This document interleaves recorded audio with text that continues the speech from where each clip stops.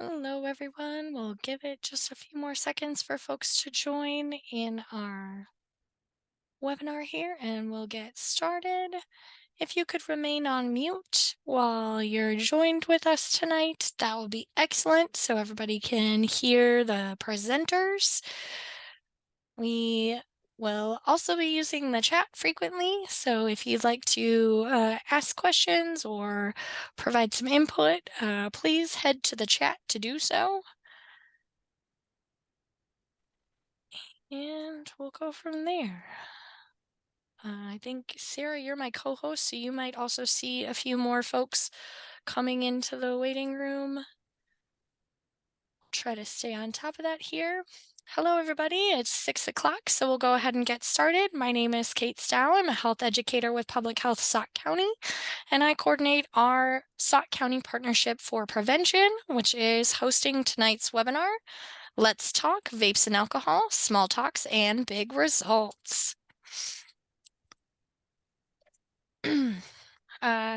Like I said earlier, if you could remain on mute so that we can hear our presenters throughout the entire time, that would be excellent. We will be using the chat, so find that chat button and pull that up. This event is being recorded, so if you are sharing your video or audio at any time during this presentation, this implies your consent to be part of this recording. Also know that if you chat to everyone or to everyone, that will also be part of the recording today. So to maintain your confidentiality, you can send a chat message directly to myself, Kate, or any of our co-presenters that I will introduce here. So first co-presenter I have this evening is Alicia Basil. She is the coordinator of the South Central Alliance for Tobacco Prevention and a health educator at our neighboring Juneau County Health Department. Also tonight on deck, we have Jody Molitor, who's also a health educator with me at Public Health Sauk County. And then lastly, but not least, I have Sarah Jesse, who is our founder of our coalition, as well as a community health strategist for Public Health Sauk County this evening. I'm going to go ahead and turn it over to Sarah, and she'll kick us off with the first part of our presentation. Excellent. Thanks, Kate. Here's our agenda for tonight. We have an action-packed hour for you all, starting with the new brain science, and then a focus on alcohol, tobacco, and marijuana. So we're looking at these three drugs tonight because they are the ones that are most often used by youth in our area. There are smaller percentages of youth who are using other drugs like prescription medications, misusing those, that is, using heroin, using meth, but those numbers tend to be much, much, much smaller, thankfully, in our area. So after we go over trends in youth use, we'll look at tips for you all as parents, caregivers, adults in their lives for talking to youth, how to take action to prevent underage use, and then getting help and learning more. So before we begin, let's address what you may be thinking, and that is, well, I drank and smoked when I was underage, and I turned out just fine. We won't ask you to raise your hand if you've been thinking this, but we know that it's a really common thought because we as human beings really like to make decisions based on our own past experience. But what we're really saying is, well, if nothing went wrong for me, then surely it's fine for everybody. And when we look deeper at this, we know it's just not true. And perhaps it would help to look at it from different contexts. So maybe we went without sunscreen as kids and we haven't gotten skin cancer. Or maybe we're old enough to have lived through the time when it was legal to ride in a car without a seatbelt. But surviving those odds don't make these good parenting strategies. We got lucky, but others did not. And if you look at large numbers of people, it's obvious that seatbelt saves lives and sunscreen protects us from skin cancer because of all the evidence. So the same is true for underage drinking and vaping. The dangers and consequences are real, and we've learned a lot more about them in recent years, especially about the effects of teen drinking and nicotine and marijuana use on brain development. So that's what we're going to be looking at next. So we're going to give you this good, dense stuff right away, all about what we've learned about brain science. And this is for all of us, myself included, that have thought at one time, how can my kid be so smart and yet sometimes make such stupid decisions, right? Because as our teens go through puberty, they start to look like little, well, they start to look like adults, sometimes bigger adults, not so little. And we expect them to think like grown-ups too. But their brains can't reliably deliver those adult-like decisions. How our kids think is a function of their brain development, which operates on a whole separate track than the changes in puberty that make them look more adult. Until fairly recently, it was generally believed that by the time you finished high school, your brain was fully developed. But now we know that it's not true. It takes much longer, until at least the mid to late 20s for most people. You know who knows this is car rental and auto insurance companies. They look at the data on crashes and they see that those under age 25 cost a whole lot more money to insure. So they charge high premiums to rent or insure those with still developing brains. And we can take notes from that on how to expect different things from our youth. So it wasn't until the 1990s that we learned just how long the human brain takes to fully develop. And this is when MRI scanners were developed that can take pictures of normal, healthy brains without hurting them, because MRIs don't use radiation. And so what we learned is that the brain develops slowly over time. In these photos you see here, that the brain develops from the back to the front. So it starts with that core reptilian brain in your back. And by adolescence, the middle brain, if I could go right inside my skull there, or their limbic system, their emotional brain, is fully developed. But the frontal lobe, the prefrontal cortex, or the brain CEO, takes until the mid to late 20s to fully mature. Next slide, please, Kate. So our brains, which feels like a drain sometimes, our brains develop by laying down what's called myelin, which is kind of like insulation for nerve cells, and this enables them to transmit signals really quickly. So think of your cell phone charger. I happen to have one here. Without this plastic sheath around it, it wouldn't transmit signals very well. It would be a really slow transmission of data. And it's the same with our brains. Next slide, please, Kate. The teen brain has a fully myelinated limbic system, meaning that the risk-reward system is firing on all cylinders. Feelings are available instantaneously. They're seeking novelty and pleasure and getting that instant feedback. And in fact, their reward system is more excitable than adults or children's. They get really excited about rewards, emotions, and new experiences. But do you know what isn't myelinated yet? That's the neocortex, the part of their brain that weighs consequences, that helps them make good, smart, big picture decisions, long-term decisions, the opposite of immediate gratification decisions. So the gas works instantly, but the brakes not yet. It takes a lot longer for them to kick in. So here's an all too typical scenario from my own life. My 13-year-old son gets annoyed by a comment that his younger sister makes, right?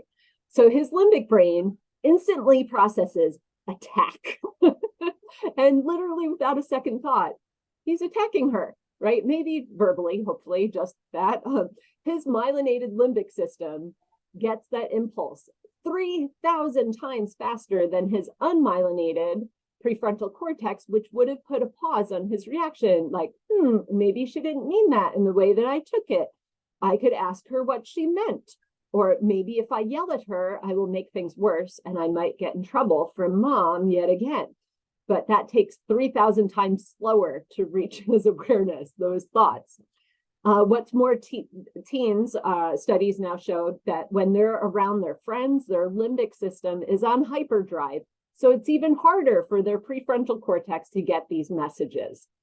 So when your teen daughter is telling you her plan for getting her late assignments done at school, she really means that she's going to follow through with it. Her prefrontal cortex is more online when she's with adults like you. But then later, when she's with her friends, all those strategies for staying focused on that homework go right out the window. Because adolescent brains are still developing, they're way more sensitive to stimulation of all sorts, and they learn habits incredibly quickly. Think about how fast your teen can learn a language or play an instrument and learn how to do that from nothing, way faster than we can as adults. On the negative side, however, this also means that youth who use alcohol or vape nicotine or use marijuana are much more at risk than adults for long-term, long-lasting negative effects of this use. They learn the habit of addiction very quickly. They carve a pathway in their brain. For example, they're bored. Ooh, I could use that and feel better. Anxious, use. Depressed, use. Or maybe when I'm with certain people, I use. So in addition to being more likely to be addicted to these and other substances in youth or later in life, there are other negative effects of use, such as mood disorders and permanent lowering of impulse control. So we're talking bigger consequences here. Nicotine, marijuana, and alcohol can change the way connections in the brain are formed, which can harm parts of the brain that control attention and learning. And here you see the visual of substance use at an early age, preventing the brain from fully developing. Next slide, please. So what can you do here? What is a parent to do with this information? Talk to your kid about brain development is one suggestion. They're probably wondering why they do stupid things sometimes too. In fact, my son will now say, oh, my brain, it's not developed yet. And he thinks he can get out of consequences by saying that. And I don't recommend it, but at least he knows, that's why he struggles to make good decisions, and especially when he's with his friends. So it really helps them to understand that our rules as parents are related to their ability to make smart decisions. It's not that we don't trust them, but rather that we don't trust their brains to give them the right message in a quick enough time period. So if you can explain brain development to them as best you can, that's one way to do it. You can watch this video recording together. Kate's going to send you the link for that, or you can find a video online that explains this all clearly. One that we like is The Size Show by Hank Green, and Kate's going to put that link for you in the chat. It's on YouTube. And other things you can do is encourage them to delay any use of alcohol or vapes or marijuana until age 21. So you're not saying never, ever, ever. You're just saying later, later, later. Teach them to pause before making a choice that's not obviously smart and safe. So if they count to 10, they're literally giving that prefrontal cortex time to catch up with their emotional brain. You can ask them to take a few deep breaths, and try to get into that habit before they make a decision they'll regret. Or take a walk, shoot some hoops, let that prefrontal cortex catch up. And then finally on this slide here, how to have some tough conversations. These are hard, I have followed this for a while. Start with expressing some genuine interest in your child, like, hey, bud, what is that game you're playing online? And then try making an observation, an I statement, like, I've noticed that when you play this game, you get pretty angry and irritable. And then you sometimes take that out on your sister. You can tell this is a conversation I've had a few times.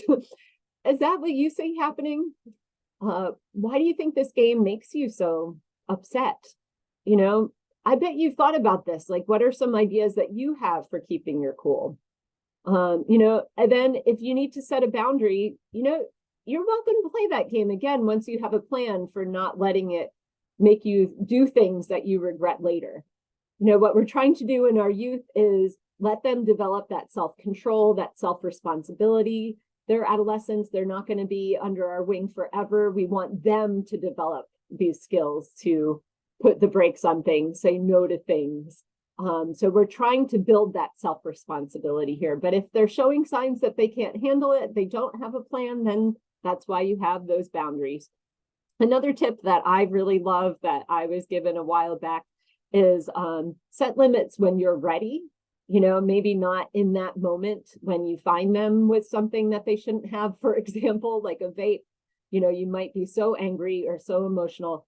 Give yourself a little space to set those limits when you're ready to set them, or set the consequences when you are ready to do that with them. And of course, we set these limits if they can't limit themselves, right? We're trying to teach that responsibility.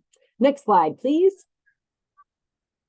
All right, so now we are going to be moving into discussing alcohol. We are going to visit the brain again a little bit later. We're going to start this section with you looking at trends in youth substance use, and we'll start with alcohol. If you have any questions so far on what I've shared, please feel free to put them in the chat and we will certainly address them.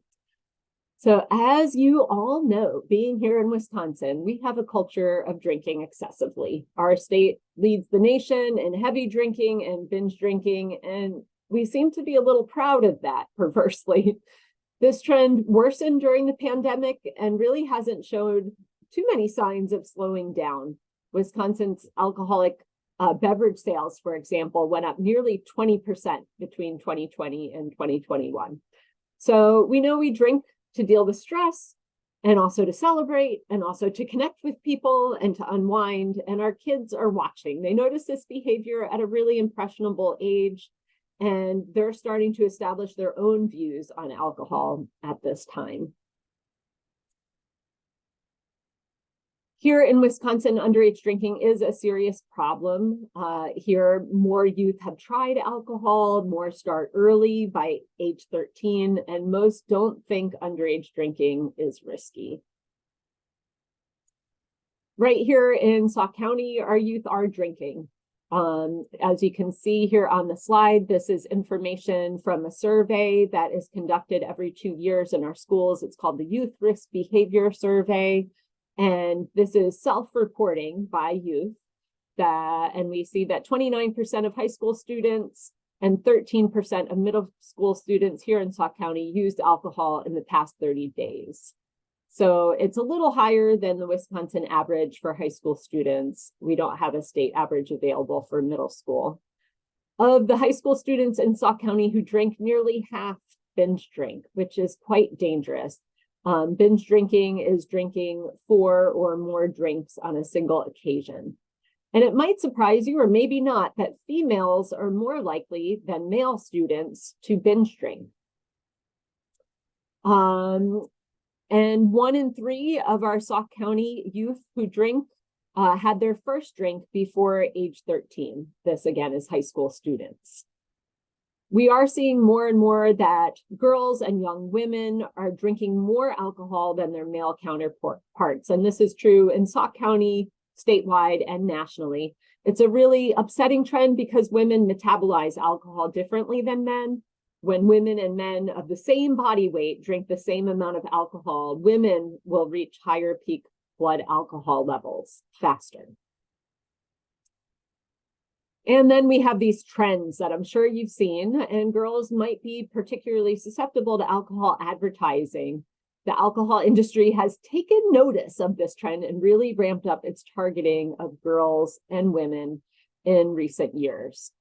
One trend you might have seen that drives me crazy is the pink ads, because the risk of breast cancer rises by 2 to 12% for each additional drink consumed by a woman per day. So what a mixed message we're sending here. As we wrap up our section on alcohol here, we have an activity to get you all involved in our chat a bit. So here you have some dangers and consequences of underage drinking. These are even worse if binge drinking. They're in categories like memory problems, physical problems, legal problems, social and school problems, but we'd like your help in filling out the details. Please help us. Put your ideas in the chat. What would you say are some problems that you've experienced when they drink? We've already talked quite a bit about brain development and how that can lead to problems later in life with addiction, memory, etc. Bad decision making. Yes, thank you. We have physical problems, hangovers, recurring illnesses, Liver and heart damage. We're actually seeing young people with cirrhosis, like very advanced cirrhosis by age 29 lately. Very, very challenging. Yeah, physical problems for sure. There's an increased risk of suicide, alcohol-related crashes. Yeah, risk-taking, getting into cars with drivers who have been drinking, domestic problems, right? Like fighting, lack of participation in school activities or other activities, unwanted, unplanned, unprotected sexual activity, social isolation zone put up there. Absolutely. School problems might be higher rates of absences, lower grades. Yeah, absolutely. You guys, you know these well. Thank you. We'll move on to the next slide here, which is the final one on alcohol. Just keep in mind, alcohol is a depressant. So although it may cause a temporary lift in mood, it actually leads to worse mental health. So youth will sometimes drink to relax or feel better, but it can actually cause depression, anger, aggression, and anxiety. So remind your kiddos of this, that although it might feel good temporarily, it has a negative effect on their mood. And next, I'm going to hand the presentation over to our next speaker, which is Alicia. Thank you so much, Sarah, and thank you to P4P for inviting me to be involved tonight.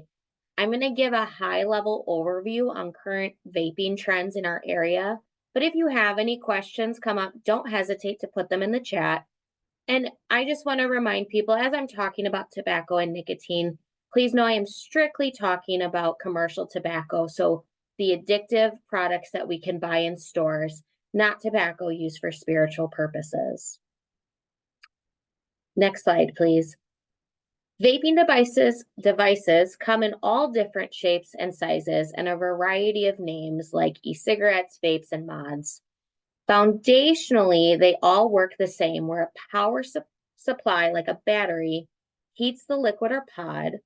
The user breathes in the contents of that heated liquid, which almost always contains nicotine, and then the aerosol that the individual releases or blows out. The level of nicotine in these products is a lot higher than traditional cigarettes. For example, we know each Juul pod, which continues to be a market favorite, equals 1 pack of cigarettes worth of nicotine. Disposable vapes are also becoming more popular because the nicotine in the product is synthetic or lab made. So there has been some confusion on what the FDA is able to regulate and what's available on the market. You can see on the screen some of the common products used today, including Nix or Nix sticks, Puff bars, Elf bars, and then obviously Juul. Next slide, please. Using data from the most available youth risk behavior survey, young people in Sauk County are vaping at the Wisconsin average of 15% for high schoolers and 5% for middle schoolers. But not all youth populations are using at the same rate. With LGBTQ youth, those with a mental health illness, and those with feelings of isolation tend to be at a higher risk. Other forms of tobacco are also still utilized as well, like chew or cigarettes, but vaping devices are most popular because of the easy way they can be concealed and their flavors, which I will touch on in a little bit more detail. Next slide, please. So while a lot of research is still needed to know the true impact of vaping devices, we do know they are not harmless. The aerosol released is not water vapor, but contains many cancer-causing hazardous chemicals and particles that collect on surfaces and pose a larger risk to many of the young children and pets that might live in the home of someone who is vaping. Some examples include the addictive chemicals like nicotine, benzene, which is found in car exhaust, and heavy metals like nickel, tin, and lead. And you can see on the screen other chemicals that are found in vapes and the aerosol that's released, and where they're also found in other products. The batteries are also a risk, as many have been known to cause fires and explosions, resulting in serious injury. Now, I did say I was going to go back to flavorings as a reason students are using these products. Most students report they would not vape or try a tobacco product if it wasn't for the flavoring, which masks that harsh tobacco taste and irritation when inhaling. It makes it easier to start and harder to quit, similar to the brain science that Sarah just talked about. You often see flavors for vapes being cherry, gummy bear, cotton candy, or one I just recently heard of as banana mint. It's not surprising, though, that these are the marketed flavors, as most tobacco users, or those that use tobacco, started before they turned 18. So these products will advertise towards people for, helping people quit tobacco. The available flavors are more advertised towards our younger population. Next slide. So again, despite the tobacco company's claims, these products are not approved by the FDA as a cessation device. We have tried and true methods, including counseling and gum and patches that are available to help. They are often marketed to get around the clean indoor air laws and allow people to vape indoors. Since these products are being marketed as an alternative to smoking, or being marketed as an alternative to smokers, they usually lead to people using both cigarettes and e-cigarettes. This means they aren't quitting. They're just taking in more nicotine and other chemicals because they're usually both products in that dual manner. Youth who start vaping are also about 3 times more likely to also start smoking cigarettes. So again, not switch from one to the other, but use both. And that's compared to their peers who never used a vape to begin with. So what are some of these major dangers? That addictive nicotine found in flavored tobacco products and most tobacco products and e-cigarettes harm brain development in adolescence, like Sarah covered earlier. This affects memory and attention. Nicotine is the third most addictive drug after heroin and cocaine. So when youth are consuming these products, they are putting themselves at risk for addiction, irreparable lung damage and disease, harmful chemicals, learning difficulties, and mood disorders.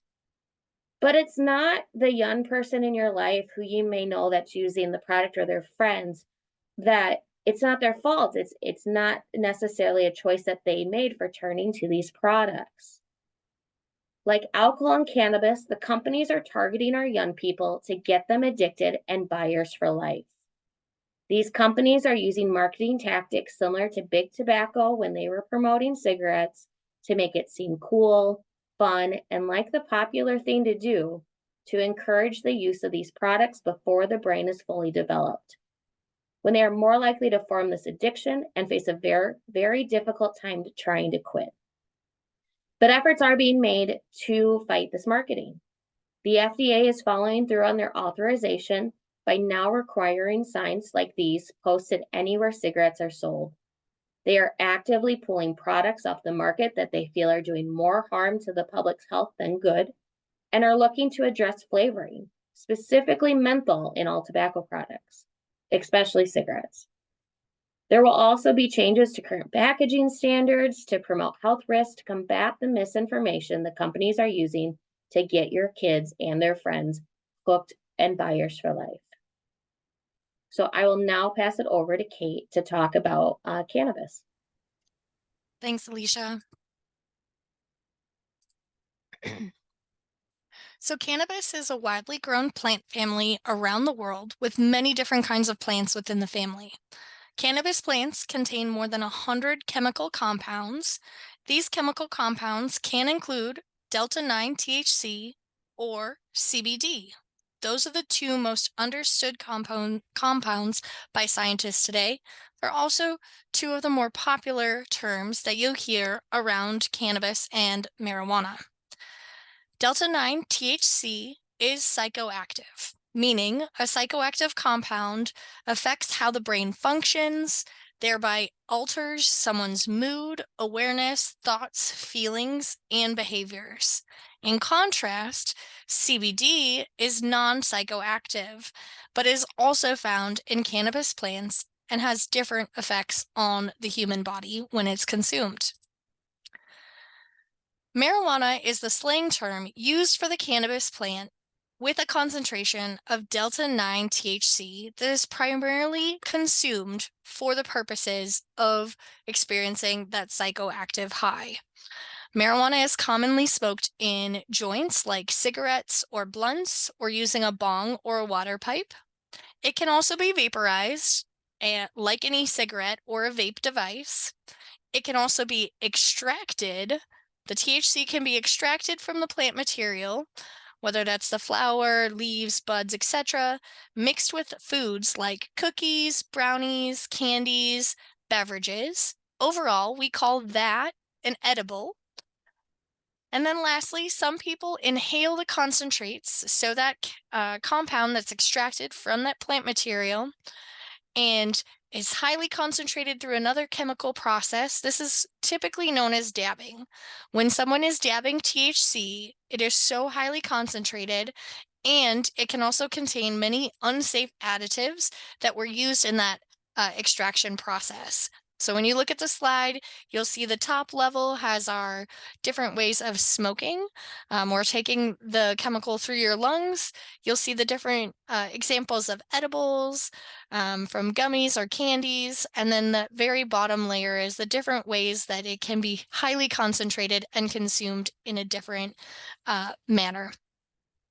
Now, it's important to know that cannabis plants grown today that have a higher concentration of delta 9 THC, somewhere between 40 to 80% THC.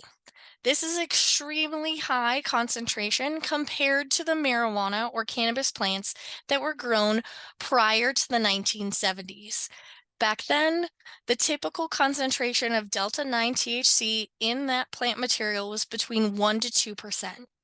So this is not the same marijuana or weed or other name you want to use for it as it was presented in popular culture in the 1970s and experienced by previous generations.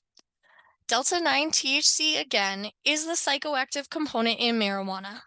And what's most important, or what is boiled down to, is that our youth have numerous different options of consuming incredibly strong products containing delta 9 THC.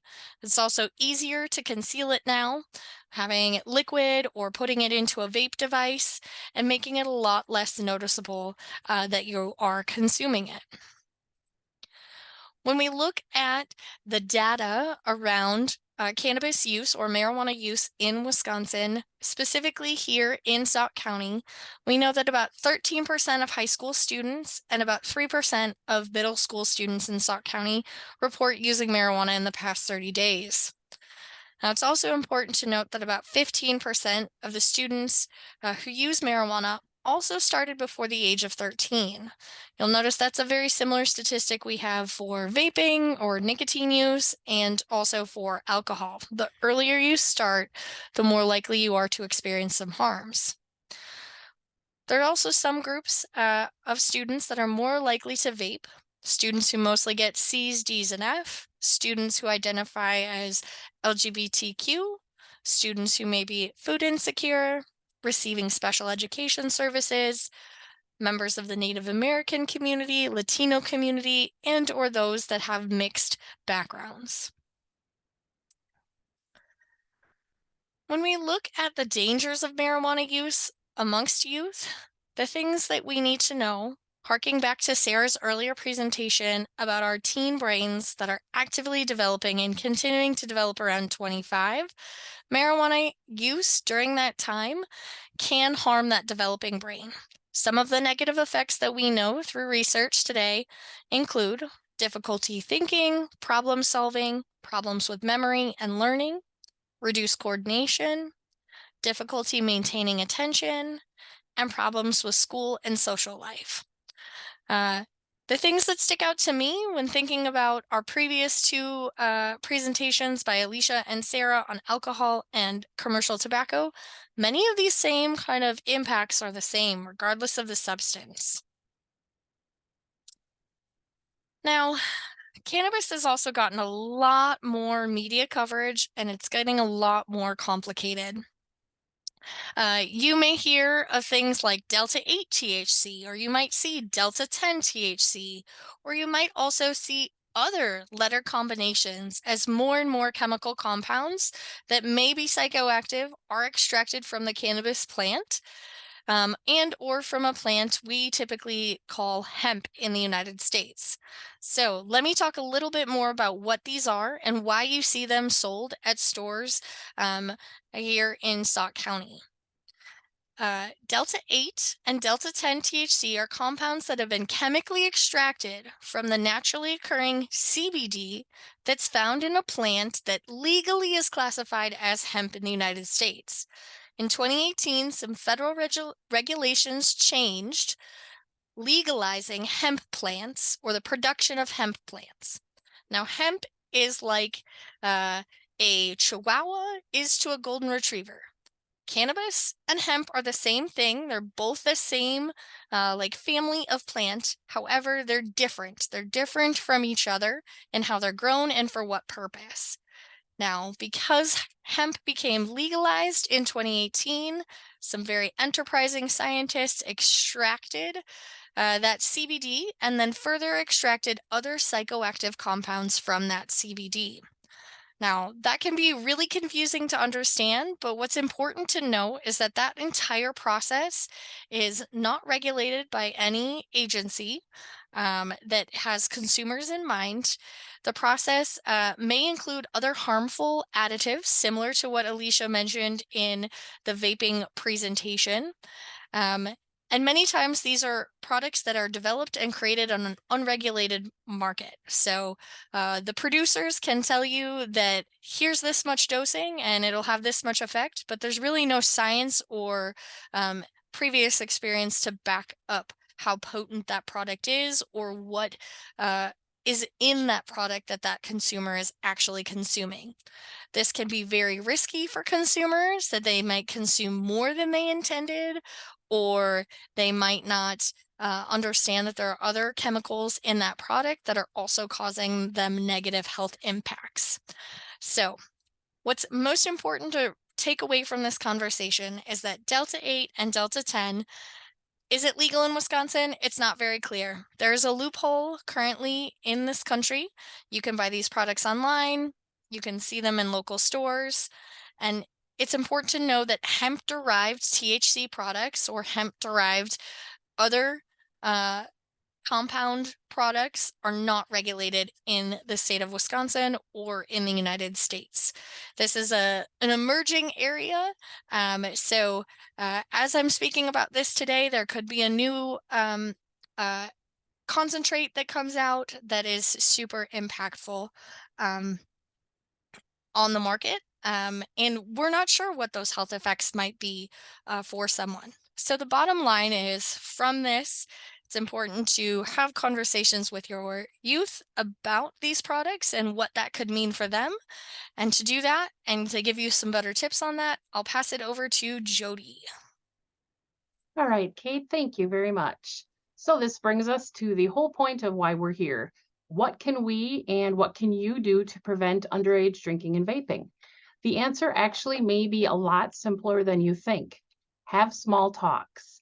You want to be engaging youth in small talks about alcohol and vapes. Small talks are short, casual, and frequent conversations. So when should the conversation start? May be shocking to some of you here, but kids really do listen. Research shows that parents and other caring adults are the most powerful influence on children's choices about underage drinking and vaping. But most people really aren't sure when to begin that conversation about alcohol and vapes. So I'm going to ask you the obvious question. When do you think small talks about alcohol and vapes with children should begin? So look at the age groups on the slide here, and I want to hear what you think. Put in the chat here. Should it start at age 8, age 10, age 12, or age 14? I'm just going to watch on the chat here and kind of see what you're all thinking.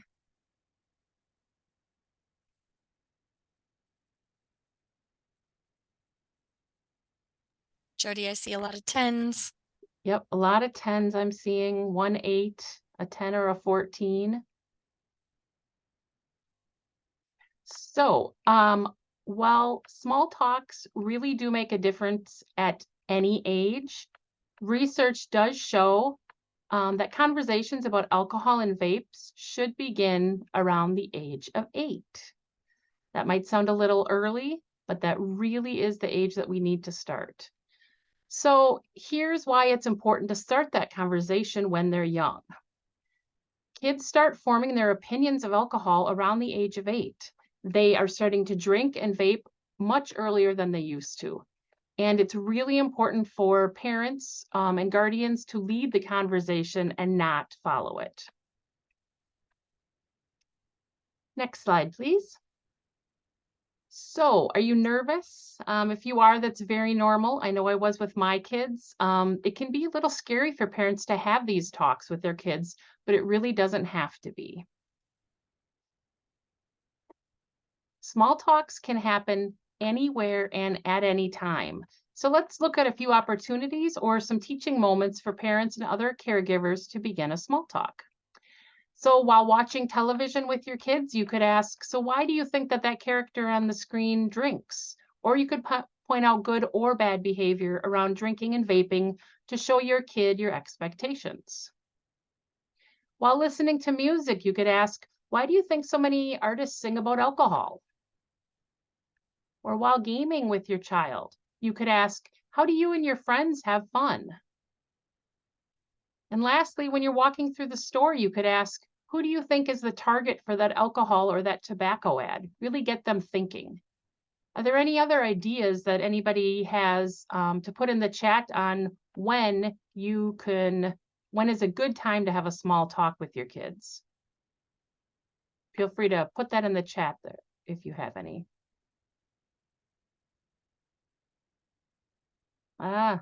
The drive-through. That's a good time. You're both stuck in the car. Another one said car. You're both stuck in the car and it's a great time to talk. And that leads us actually to our very next slide here. So if it's really hard for your teen to open up, I'm really going to suggest to try a conversation without eye contact. You can try that no eye contact conversation anywhere, but talking while you're in the car is really great for that. Whether you or your teen are driving, one of you has eyes on the road. So this is an easy time when, a few barriers are going to be down and they're going to feel a little less pressured. Another great opportunity that I really liked with my kids is that moment when you say goodnight, you flip the light off, you're telling them goodnight. Kids are really most relaxed when they're just getting ready to fall asleep and they become a little more open to you. So that's another great time to talk with them. So here's what to do for a successful small talk. Once we get the conversation started, we want to make it as successful as possible by knowing what to do and what we can say. There's no need for a fancy script or setting. Just want to think about what you want to share with your kids before diving in. So keep it casual. Control your emotions. You want to be prepared to hear the things that you may not expect or like. If this happens, just make sure to relax and only talk about your feelings when you're calm. And it's okay to admit when you need to learn more. If you don't have the answer, don't panic. Remember that you don't have to discuss everything all at once. You want to make it known that underage drinking and vaping is illegal and unacceptable and enforce your house rules consistently. You want to set those clear behavior expectations. When you make a rule, give a short explanation as to why. This helps your child take the rule and apply it when you aren't around. You want to keep your rationale brief and so that it doesn't turn into a lecture, because we all know how kids get when you start to lecture. And you want to be a non-judgmental resource. Become your kids' go-to for information and support. Take all their questions seriously and provide calm, non-judgmental answers. So now that we know how to approach a small talk, let's look at some things that we can actually say for a small talk. You want to start by asking open-ended questions. Get them talking by avoiding yes or no questions. Ask about their friends' choices, ask questions about friends. Asking questions about friends may work better than going straight to asking about your child's own use. So that does all depend on how you and your child already communicate. You can also ask about school experiences. Where do they see kids vaping? Why do they think kids vape? Or their perceptions about alcohol or vape use in games, on TV, and in social media. If your teen shuts down the conversation, though, that's okay. Just keep coming back and try different approaches in additional small talks. Listen. Show them that you're interested in what they have to say. Ask questions and let their responses guide your discussion. Don't just dispense your wisdom, ask what they think. You might actually learn something. Our kids are exposed to a lot more than we were at that age. So just really listen well to what they're saying. Put down your device and ask your kids to do the same. We all know you can't compete with devices for attention, so that's really important. And talk about the tough stuff. You know, kids can sometimes think of alcohol or vapes as a way to cope with stress or trauma. So you want to give them a safe place to talk about those feelings instead of turning to the alcohol or vapes. And don't keep score. If your kid's info or opinion differs from yours, just avoid correcting them. It's important to remember not to lecture them. Don't use scare tactics or shut them down with facts. And consider sharing your own story, but what you share about your own story really is up to you. Revealing your own choices, your regrets, or your family history may help kids understand what's at stake. In your story, be careful not to glorify your underage drinking or tobacco use. On the flip side, if there are some things your kid doesn't want to talk to you about, it's okay to find someone for him to talk to. Ideally, this would be someone that you both trust, someone that's a few years older than them, and this is really important. Tell that appointed person ahead of time. Share what you hope they will say in specific circumstances. Now, no matter how many talks we have with our kids about alcohol and vapes, the reality is they will find themselves in a situation where there's pressure to drink and or vape. So beyond educating them about all the risks of underage drinking and vaping, it's important to give them the tools to make those right choices when they're faced with peer pressure. So what can we do? So one thing, we want to help kids plan an exit strategy. So pick a code word. So pick that code word that your child can text to you if they need a ride home or an excuse to leave a sticky situation. I know I've heard before that some people have like the code of X. If your kid texts you the letter X, you know you need to come get them, no questions asked. Also, provide a safe space. Let your child know that your home is a safe space for them and their friends if they want to leave a situation with alcohol, drugs, or other peer pressures. And practice no thanks responses. Before your kids go out, you really want to have them practice how they can say no to alcohol and vapes. Things like, no thanks, I have a big day tomorrow, or no way, my parents are very strict. They find out about everything. Allow your kid to make you the fall guy and let them know that they can throw you under the bus with their friends, you know, anytime they need to, describing you as tough as nails or even slightly insane. I will share that my child did that once. He was asked to do something that he knew he would get in a lot of trouble for and was not okay. And he totally threw my husband under the bus and said, you know my dad, that is not an okay thing. I can't do it. And the kids did back off because they knew that my husband would have a horrible time with that if he had tried that. So, and if you think that your kid is going into a bad situation, like a party where there isn't an adult around, if your alarm bells are going off, you can say, no, you can't go. Maybe if needed, try to organize something fun to do instead, you know, a movie, a concert, something like that. All right, so now that we've given you some tips and tricks for managing small talks, you may be asking yourself, what if I mess up? So it's always tough having serious conversations with your kids, but the fact is, you can't. Having a lot of talks, even do-overs, is the point.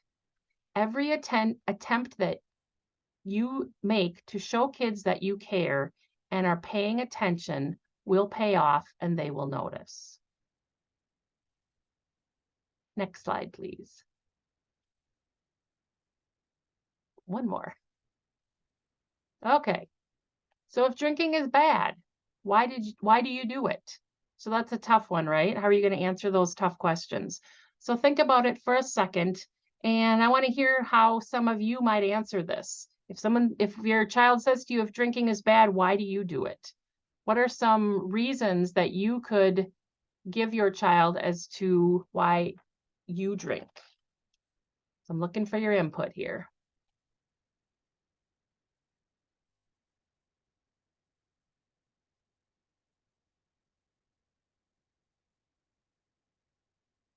I know one of the things that I will use is, like we talked about earlier, it's legal for me to drink. I am old enough.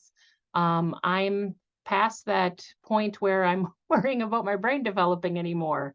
So that's one of the things that you could say, that it is legal. So now moving on to the next slide here, Kate. Let's look at some other tough questions that you might face and ways that you could answer them. You could try saying, sometimes adults don't mean to get drunk. If kids ask you, why do adults get drunk? They don't mean to get drunk, but they aren't careful when they're drinking and they have too much. Why did you drink when you were a kid? If you did drink when you were a kid, be honest. You could say something like, I did try alcohol when I was a kid, but looking back, I realized how risky it was and how it could have affected my health.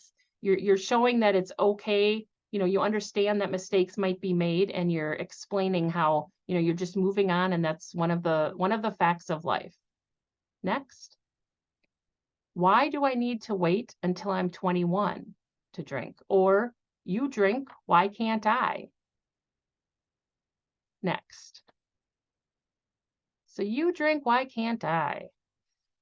So one thing you're going to want to tell them, so your body and your brain are still developing, and drinking alcohol, like Sarah shared with us earlier, can affect the way you grow and how your brain develops. Also, it's the law. So your brain is still developing. Building a healthy brain is like building a house. Your healthy decisions today create a strong foundation and 4 straight walls. Drug use, including alcohol, marijuana, and vapes, can make your foundation unstable and your walls crooked. It's a kind of a good and easy analogy to use. Now, as important as small talks are, that is just the beginning. We can do so many other actions every day in our homes and our communities to prevent underage drinking. So let's look at a few ways that we can make a difference. And I'm going to turn it over here to Kate. Thanks, Jody. So like Jody said, there's numerous other things we can do to take a stand against underage drinking and underage vaping in our own communities. It's also important to notice that taking a stand against underage drinking or underage vaping doesn't mean you have to give up alcohol and nicotine yourself. But if you drink in front of your child, we suggest you drink in moderation. Also, don't talk about drinking or using marijuana or nicotine as a way to manage stress. Familiarize yourself with all of Wisconsin's laws and let your kids know that they are non-negotiable. The minimum legal age for drinking and tobacco use is 21. It is illegal to provide minors with alcohol or a place to drink unless they are your own child or underage spouse. Marijuana or cannabis is an illegal drug in Wisconsin. It's also important to make it clear that you have a zero tolerance policy with alcohol, vapes, and other drugs, and that there are consequences if these rules are broken. Most kids get their alcohol at home. If you keep alcohol in your house, the easiest thing you can do is to lock it up. The Sauk County Partnership for Prevention Coalition has free fridge locks for your garage, fridge, or your liquor cabinet, or any other location you might store alcohol. We also have free lock boxes for you to lock up your prescription drugs. Let us know if you'd like one. Go ahead. I'll put my email in the chat and send us a quick note if you would like any of those items sent to you. It's also important to monitor cell phones and social media for talk of substance use and the purchase of vapes and other illegal products.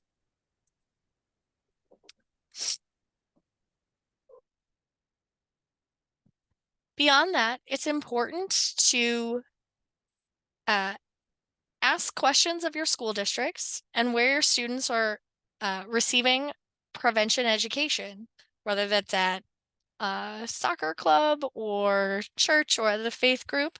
It's important to ask questions about that education. Is it evidence-based? Does it support students who also want to quit? If not, it's important to ask those groups to include that, because we do know that there are students who are using and students that would like to stop using or to reduce their own use. It's also important to support your school resource officers, as many times these are the individuals that your students deal with when there is a violation related to alcohol, vaping, or marijuana use at school. Lastly, our coalition is the host to a campaign across the county called Not in My House to Underage Drinking. This campaign focuses again on educating parents as to why it's important to ensure that youth gatherings and parties are alcohol-free. After the end of tonight's presentation, after you complete a short evaluation survey, we'll send you your $20 in gas gift cards. We'll also send you a variety of materials from our Not in My House campaign. This includes some tips on how to host parties for youth that are alcohol-free. We'll also have yard signs or other materials if you're interested. One other thing you can do as a parent is to take our parent pledge over here. We'll go ahead and drop the link to our parent pledge in the chat now. And this just states that you sign on to ensure that you do not host any parties that have alcohol or other drugs present. Therefore, your parties are safe for your youth and their friends to socialize in your home. As we finish up, we do like to touch on one subject briefly. The reality is, as much as we do to help our kids make the right choices about alcohol, nicotine, commercial tobacco products, and other drugs, it's important to recognize that when kids are struggling and in need of help. So it's important to take some time to talk with your kid if you notice mood swings or defensive attitude, problems at school, like poor attendance or grades start sliding, breaking family rules, and a lack of interest in their appearance or their favorite activities. When you talk to your child about your concerns, do so alone. You can be straightforward. I'm worried about you because. Get help if you need it from your child's doctor or school counselor or a therapist. One last word about drug testing. Our advice is to never drug test your child without his or her knowledge. Trust is paramount. If your kid tests positive, you now have a big problem because they didn't even know that they were being tested. But if your kid wants to be tested as an exit strategy, I can't, my parents drug test me, you could consider it. So a couple of more slides here to wrap out tonight's presentation. We just wanted to highlight that we have a substance use and mental health resource guide specifically identified for services for youth here in Sauk County. We'll drop the link to it so you can download it from our coalition's website. We'll also mail this to you after you complete our evaluation survey for the evening. Lastly, we want to take some time to talk about our two coalitions that sponsored tonight's presentation. Partnership for Prevention here in Sauk County. We meet on Thursdays from 1 to 2:15 in a hybrid fashion. You can come join us here in Baraboo at the West Square County Building or join us via Zoom. We have numerous action teams and a ton of volunteer opportunities to get involved with. If you're also interested, you can sign up for our monthly e-news as well. We focus on preventing the youth use of vapes, alcohol with strategic data-driven plans as well. We also partner with our neighboring coalition that helps support us in our tobacco work. Yep, so the South Central Alliance for Tobacco Prevention covers Adams, Juneau, and Sauk counties. Feel free to follow us on Facebook, visit our website that was dropped into the link, and you can sign up for our email list to find out on future meeting dates, future activities, and other ways you can get involved. Thanks. Additionally, if you'd like some more information on Small Talks, there is a website here in Wisconsin. You can visit the Small Talks website at the Wisconsin Department of Health Services to learn more about having small casual conversations to prevent underage drinking and other resources. One additional resource we like to share with folks is Tobacco is Changing website. Again, this provides some up-to-date information on product trends or different reasons to help prevent underage use of nicotine in our communities. Lastly, here in Sauk County, we also know that mental health is a major concern for youth and adults alike. Sauk County Public Health has this wonderful website called Credible Mind. You can visit it at saukcounty.crediblemindcom. I'm sure someone will drop it in the chat here for me, or you can go ahead and scan the QR code there.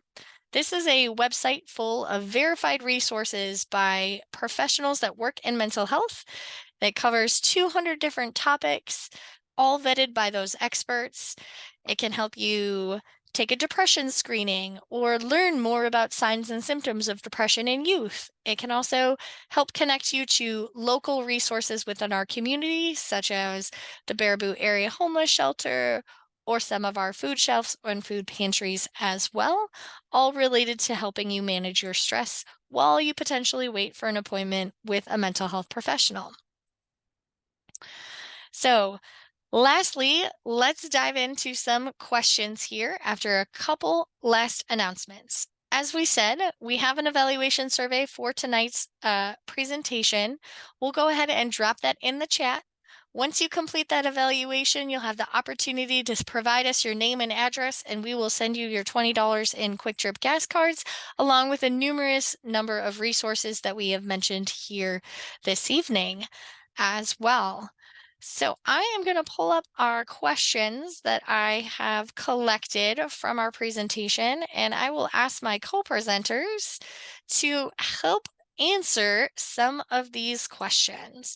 And if you have any additional questions and you have additional time, as it is 7:02, feel free to hang on with us. We'll answer as many questions as we get. But if you need to leave for the night, thank you so much for joining us.